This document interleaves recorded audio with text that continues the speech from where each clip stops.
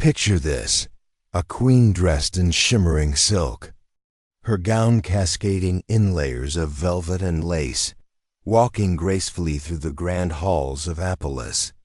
Her every move is watched, her words measured, and her presence carefully rehearsed. But behind, theatrical poise is a hidden reality, one that would never appear in a royal portrait. Each month, she's not just tending to a natural bodily rhythm, she's navigating an entire political field. Her cycle is not private. It's public knowledge. It's recorded, decoded, reported, and even examined. And in a world where dynasties hinge on fertility, even the most personal experience become instruments of diplomacy and control. Today, we unravel the astonishing little-known truth of royal women in the 1600s and beyond, with their periods. From the challenges of managing menstruation, towering dresses to the ritual surrounding cleaning and inspection to sometimes dangerous methods used to treat irregularities. This is the story of queens, courtiers, and a reality they could never speak of aloud. State affairs in royal households of the 17th and 18th centuries. A woman's physical body was more than her own. It was tied to the fate of dynasties.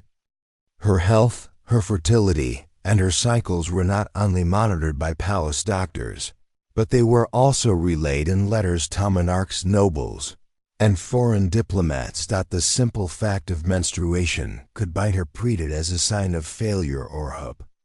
A delay in a queen's cycle could trigger a flurry of anxiety throughout court. Was she pregnant? Had she miscarried? Was something medically wrong? These weren't private concerns. These were state affairs. Some entire councils would be informed. Official news through carefully worded code documents, drafted by physicians and approved by court officials. In some cases, the timing of royal marriages, treaties, and coronations hinged on whether a queen's cycle was regular. In short, her biology was no longer her own. It had been nationalized. Fashion now. Imagine managing all of this while trapped inside a fortress of fashion. Royal dresses during this era were not simply beautiful. They were structural feats. Gowns weighed as much as a small child, with petticoats, hoops, stays, panniers, and corsets, all layered together to achieve the ideal silhouette. These outfits were not easy to maneuver in, let alone practical for someone experiencing a period. Managing menstrual flow required immense planning and help. The cloth pads used at that time were tied with belts or fastened with ribbons, often worn tightly under corsets and long undergarments. Changing these cloths meant partial or full undressing, which was only possible with the assistance of trusted attendants. This had to happen multiple times a day, sometimes during long ceremonies or events where exiting was not always discreet. And leaks, they weren't just a worry. They were a potential scandal. Staining a cushion or royal chair could spark gossip or worse, speculation about a potential pregnancy loss. So women had to remain alert, composed, and in control at all times while wearing garments. That made even sitting a challenge. And yet they carried themselves with grace, attending court, dancing at banquets, and greeting guests while quietly managing the situation. No one was allowed to acknowledge. Ladies in waiting, these queens and princesses, didn't face this alone. They had a carefully selected circle of women, known as ladies in waiting, whose duties extended far beyond what we might expect today. Among their most sensitive tasks was the management of the queen's menstrual needs. These women weren't just close confidants.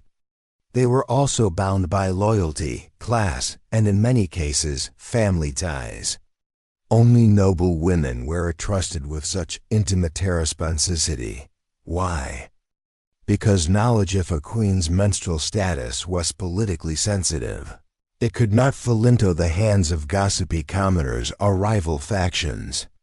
Each month, these attendants helped change linens, discreetly dispose of or wash stained cloths, assist with wardrobe changes, and monitor the queen's comfort. They kept records, passed information to the court physician, and knew more about the queen's health than anyone else in the palace. Their presence was essential, yet they had to remain invisible. They were the guardians of the queen's most private reality, holding secrets that could change the future of entire nations if mishandled. Cleaning cloths. The cloths themselves were rarely ordinary. Many were custom-made from fine cotton, delicate linen, or imported silks. Some were even embroidered or trimmed for added luxury. But unsustained, they could not simply be thrown away. Not just because of their value, but because of what they symbolized. Used cloths were first examined, then processed through a strict cleaning ritual. They were soaked in cold water, sometimes scented or infused with salt, vinegar, or wine to dissolve blood. After soaking, they were scrubbed by hand, usually with soaps made from animal fat and lye. This wasn't done by the queen, of course, but by skilled attendants or laresses who specialized in cleaning delicate items. However, even these helpers were under close supervision. In some courts, physicians will observe the water used during washing. They believed it could reveal signs of imbalance or disease, and some even claimed to detect poisoning from the blood's color or smell. The process could take days. Cloths were washed, dried carefully, and pressed before being returned for reuse. But what was just another chore to servants was acycle of medical and political integration to those in charge.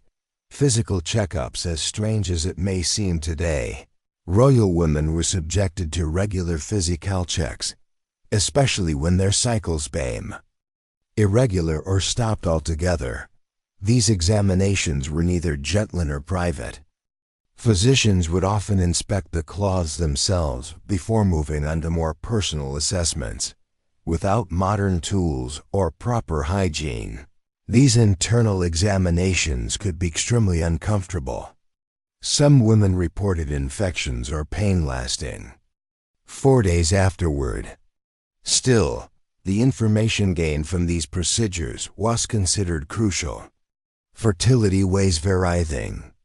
If a queen wasn't showing signs of pregnancy, physicians wanted to know why, and immediately.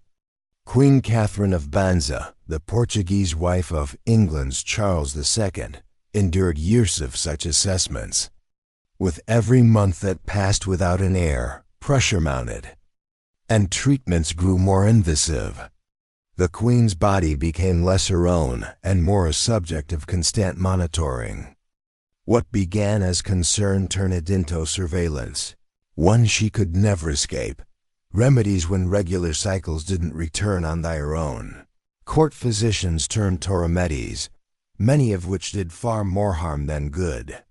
Mercury, for instance, was a common ingredient in fertility tonics.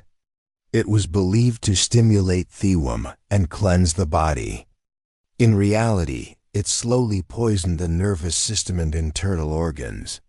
Symptoms of mercury expure, such as tremors, mood swings, and fatigue, were often mistaken for signs of womanly hysteria. Lead powders were applied to mask bodily odor, including those associated with menstruation. These powders were worn on face and sprinkled on undergarments. While effective at masking smell, they quietly accumulated in the body, damaging reproductive function and mental clarity. Bloodletting was an authority practice, even during menstruation. Additional blood would be drawn from the arms or legs to balance the body. These procedures, done with crude instruments, left women pale, weak, and vulnerable to infection. Princess Charlotte of Wales, young beloved, and under immense pressure, endured years of sick treatments. Her early death in 1817 is often attributed, in part to the cumulative effects of these misguided medical practices. Despite all this, a royal woman could never appear tired or unwell. The rules of the court demanded constant elegance, even while managing pain, fatigue, or the risk of bleeding through costly fabrics. She had to carry herself with charm and composure. There were no sick days. Balls continued, portraits were painted. Ceremonies took place, corsets had to be laced tightly, gowns arranged flawlessly, and appearances kept immaculate. Behind the scenes, attendants made adjustments, secret wardrobe changes, quick freshen-ups, quiet hand signals to signal discomfort. But in public, no one could ever know. Many royal women expressed the emotional toll this silence took. Impersonators. They admitted to feeling trapped, not just by expectation, but by the need to pretend nothing was happening. Duchess Elizabeth Charlotte of Orleans confessed her frustration in her writings, describing how exhausting it was to be discussed like a vessel, examined, without choice, and expected to smile through it all. The history of royal women often showcases their jewels, gowns, and palaces, but the truth of their daily lives tells a very different story. Beneath every jeweled crown was a woman navigating a system that saw her value in terms of reproduction. Every month her cycle was more than personal, it was political. It was tracked, managed, and even used against her. She couldn't speak openly about it. She couldn't pause her duties, and she certainly couldn't control how it was interpreted. But she endured. So next time you stand before a portrait of a queen, remember that beneath the silk, lace, and gold stood a woman of incredible quiet strength, someone who bore not just the burden of a crown, but the weight of being a woman in a world that made her biology a matter of state,